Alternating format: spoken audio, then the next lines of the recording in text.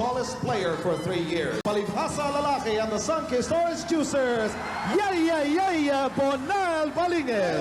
Naalala mo pa ba ang isa sa pinakamaangas at pinakaastig na enforcer ng dekada 90 sa PBA? Isang player na hindi umaatras kahit kalaban pa ang pinakamalalakas sa liga. Siya po si Bonel Balingit. Sa panahon ng mga alamat tulad ni na Alvin Patrimonio, Johnny Abarrientos at Benji Paras, may isang player na hindi man superstar pero siguradong hindi mo gugustuhin makabangga sa loob ng court. Pero ngayon, nasaan na nga ba si Bonel Balingit at bakit bigla siyang nawala sa spotlight? Kung trip mo po ang ganitong content, pa-iwan ng follow at pa-subscribe na din. Tara po, simulan na natin. For Alaska, I think if they can keep the tempo on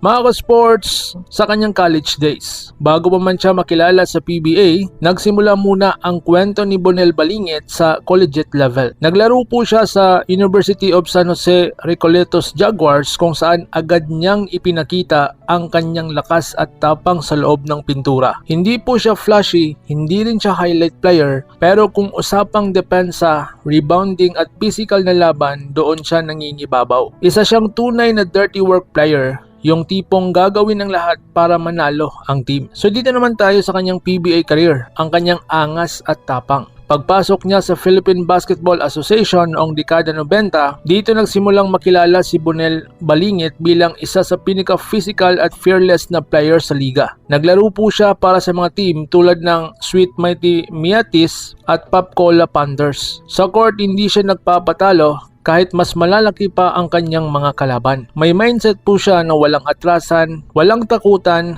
laging ready sa banggaan. At dahil dito nagkaroon siya ng reputasyon bilang isang enforcer, yung player na nagbibigay proteksyon at lakas sa kanyang team. Hindi man siya naging MVP o superstar, pero sa bawat minutong nasa court siya, ramdam siya ng kalaban. Pero hindi lang po sa laro nakikilala si Bonel, kilala rin siya sa kanyang angas at makulay na personalidad. May mga pagkakataon na nasasangkot siya sa mga issue at kontrobersiya na lalong nagpasikat sa kanyang pangalan noon. Para sa ibang fans, siya ay bad boy ng PBA. Pero para sa iba, isa siyang tunay na mandirigma po sa court. At aminin natin ganito ang mga player na nagbibigay kulay sa liga. So dito naman tayo sa kanyang biglaang pagkawala. Pero tulad ng maraming atleta, dumating din ang panahon na kailangan niyang magpaalam sa professional basketball. At dito nagsimula ang tanong ng napakadaming fans. Bakit parang bigla siyang nawala? Habang ang iba niyang kasabayan ay naging coaches, analyst, TV personalities. Pero si Bonel Balingit pinili ang ibang landas.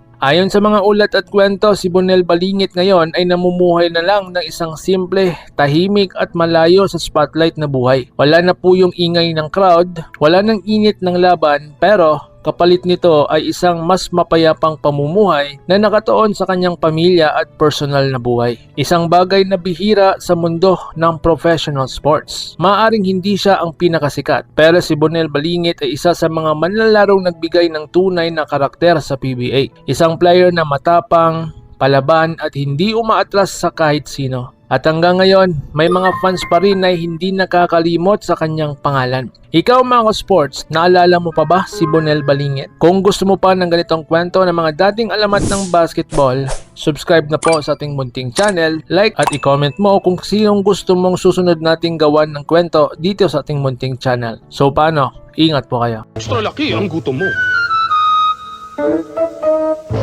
May extra large na pancit canton.